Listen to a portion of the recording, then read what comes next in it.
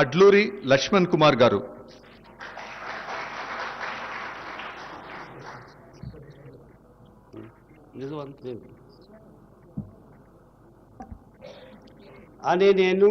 అడ్లూరి లక్ష్మణ్ కుమార్ అనే నేను శాసనం ద్వారా నిర్మితమైన భారత రాజ్యాంగం పట్ల నిజమైన విశ్వాసం విధేయత చూపుతానని, భారతదేశ సార్వభౌమాధికారాన్ని సమగ్రతను కాపాడుతానని, తెలంగాణ రాష్ట్ర మంత్రిగా నా కర్తవ్యాన్ని శ్రద్ధతో అంతఃకృత శుద్ధితో నిర్వర్తిస్తానని, భయం కానీ పక్షపాతం కానీ రాగద్వేషాలు కానీ లేకుండా రాజ్యాంగాన్ని శాసనాలను అనుసరించి ప్రజలందరికీ న్యాయం చేకూరుస్తానని దైవ సాక్షిగా ప్రమాణం చేస్తున్నాను.